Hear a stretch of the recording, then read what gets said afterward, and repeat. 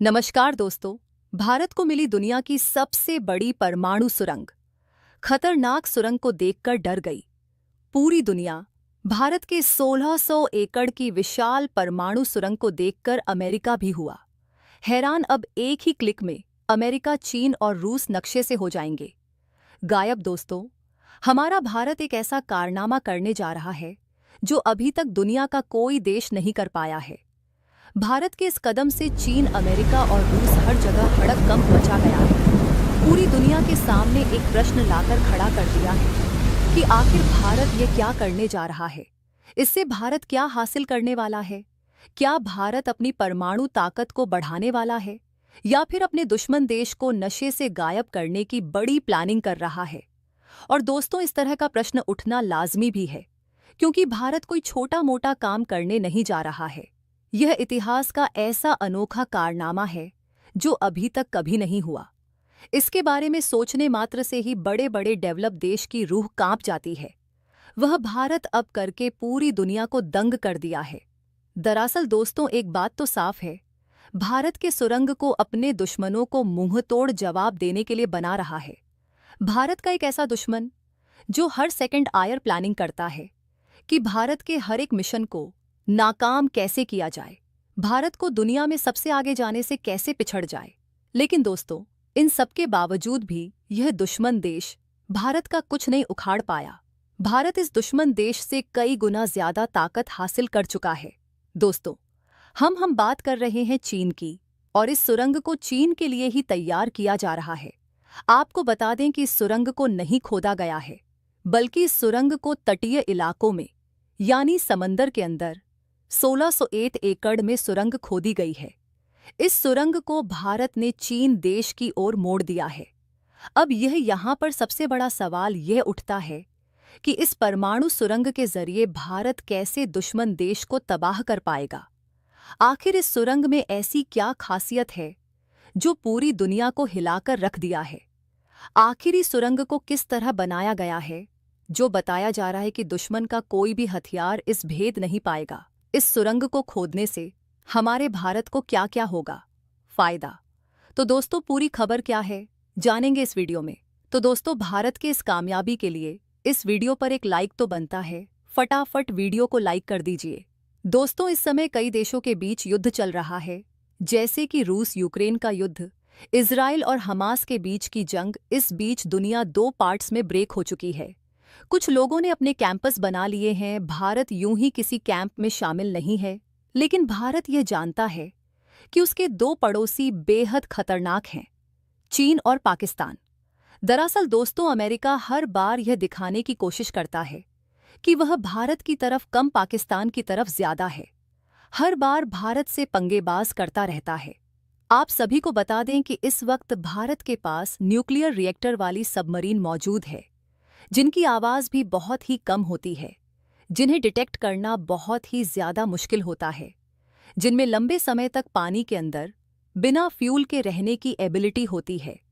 आपके पास चाहे supersonic missile मौजूद हो ब्रह्मोस के रूप में, चाहे आपके पास में हाइपरसोनिक मिसाइल मौजूद हो, इन सभी मिसाइल को भारत के न्यूक्लियर सबमरीन के जरिए बे ऑफ बंगाल में कहीं से भी आसानी से लॉन्च कर सकता है, और दुश्मन देश को भनक तक नहीं लगेगी।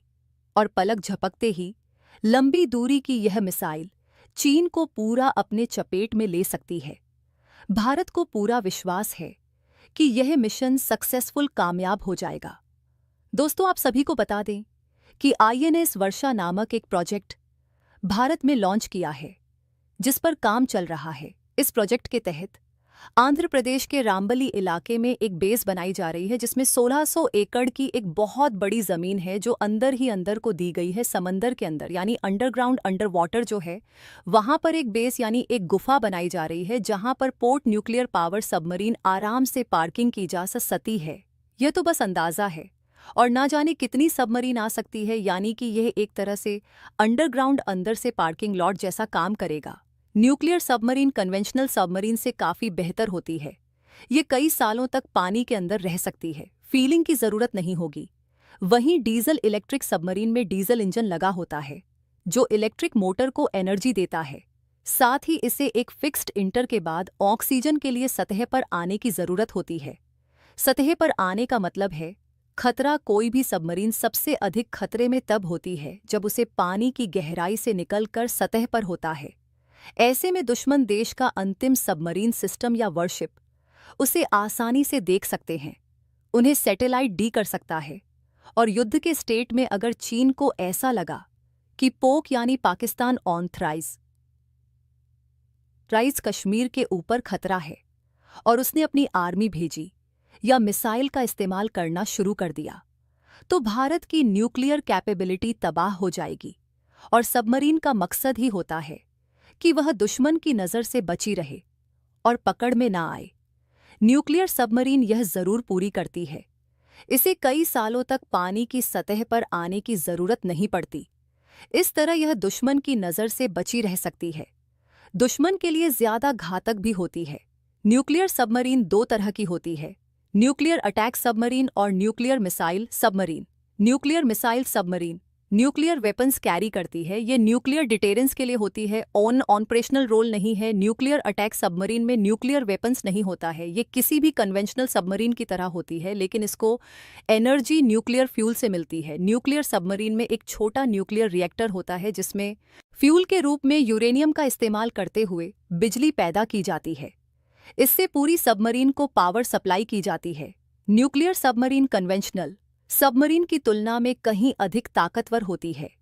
यह लंबे समय तक गहरे पानी के नीचे छिपी रह सकती है।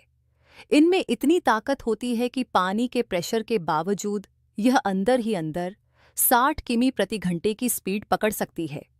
न्यूक्लियर मिसाइल सबमरीन और न्यूक्लियर अटैक सबमरीन, इन दोनों टाइप की सबमरीन बहुत कम देश के पास है। भारत के पास न्यूक्लियर मिसाइल सबमरीन है इंडियन नेवी के पास। आईएनएस अरिहंत और आईएनएस अघाट है। चीन हिंद महासागर में अपनी नौसेना ताकत बढ़ाने में लगा है। आईएनएस वर्षा इसका मुंहतोड़ जवाब है। यह भारत की समुद्री ताकत को कई गुना बढ़ा देगा और दुश्मनों को सोचने पर मजबूर कर देगा कि भारत से पंगा लेना आसान नहीं। आईएनएस वर्षा सिर्फ एक बेस नहीं, बल्कि भारत की बेबढ़ती समुद्री ताकत का प्रतीक है। यह भारत को हिंद महासागर में और भी मजबूती से अपनी बात रखने की ताकत देगा।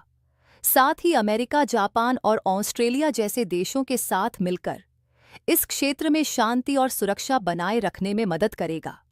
आईएनएस वर्षा सिर्फ पनडुब्बियों का घर नहीं, बल्कि समुद्र सुरक्षा का नया केंद्र भी बनेगा। समुद्री डकैती से लेकर व्यापारिक राष्ट्रों की सुरक्षा तक, यह सब कुछ आईएनएस वर्ष की निगरानी में होगा। आईएनएस वर्ष भारत की नौसेना ताकत में एक नया अध्याय लिखने जा रहा है। यह सिर्फ एक बेस नहीं, बल्कि भारत की समुद्री ताकत का एक नया अवतार है। हमारा भारत एक ऐसा कारनामा करने जा रहा है जो अभी तक दुनिया का कोई देश नहीं कर पाया है। भारत के इस कदम से चीन, अमेरिका और रूस हर जगह हड़कंप मच गया है।